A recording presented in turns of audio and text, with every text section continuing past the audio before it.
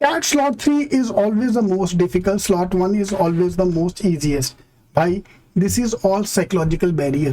Trust me, ज़्यादा फर्क नहीं पड़ता. Of course slot 3 का पेपर पिछले 6 साल का देखो तो 4 साल slot 3 was the most difficult and 2 years slot 2 was the most difficult. Slot 1 is comparatively always more easy, but trust me cut off का ज़्यादा फर्क नहीं पड़ता, 2 या 3 नंबर.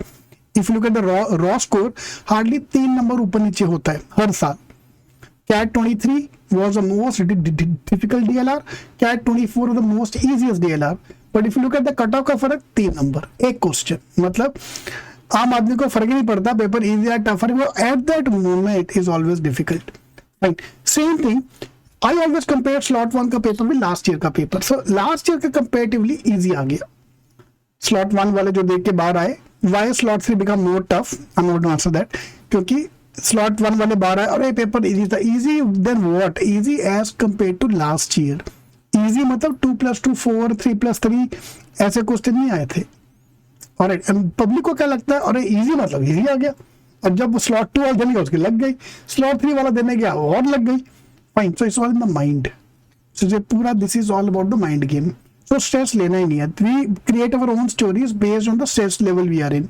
तो please rather than feeling negative down क्या को स्लॉट 2 मिला स्लॉट 3 मिला, ट्रस्ट मी कोई फर्क नहीं पड़ने वाला, because anyway the scores are going to be normalised. Paper tough आ गया, ठीक है, अटेम्प्ट कम करेंगे, एक क्वेश्चन कम अटेम्प्ट होगा. Plus one the main concern is आपका फ्रेंड ने स्लॉट 1 का पेपर दिया, उसको मैथ्स आता ही नहीं है, तो वो तो बोलेगे 12 के मैथ्स का पेपर टफ था. It's very subjective. जो टॉपिक आप छोड़ के गए वही टॉपिक में आ गए तो पेपर टफ हो गया. ठीक है, जो टॉपिक आपको आते हैं वो आए नहीं, पेपर टफ हो गया. Alright, so it's all very very subjective term. Paper easy है कि टफ है, मेरे ख्याल से paper are almost same. 3 number ऊपर नीचे तो हो गई ऑब्वियसली. वैसे बड़े बड़े जैसे 20 अटेम्प्ट करके आ रहे हो. Normally I do 8 question, 10 question, 15 question quant 3 targets which I give to students. तो पेपर टफ आ गया, मे बी 8 become 7, 8 become 6, ज्यादा फर्क नहीं पड़ेगा. एक क्वेश्चन, 2 क्वेश्चन ज्यादा से ज्यादा.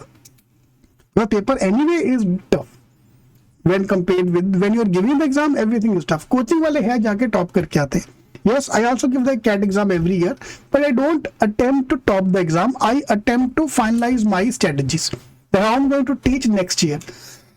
I always apply the G strategies which I am able to clear the cutoff. 92 percentile, 95 percentile ऐसे से आते रहता है. Always experiment. कभी RC किया ही नहीं, RC को टच ही नहीं किया, नॉन RC के बेसिक भी देखते कितने नंबर आते हैं. कभी ये किया, कभी सिर्फ अर्थमेटिक अटेम्प्ट किया. So I always experiment. So don't worry about that. तो प्लीज रादर थिंकिंग अबाउट कि पेपर टफ है कि इजी है, तुम कितना करने वाले हो वो बताओ. If you belong to the open category, your target is very simple. 20 20 12 maths में 12 नंबर.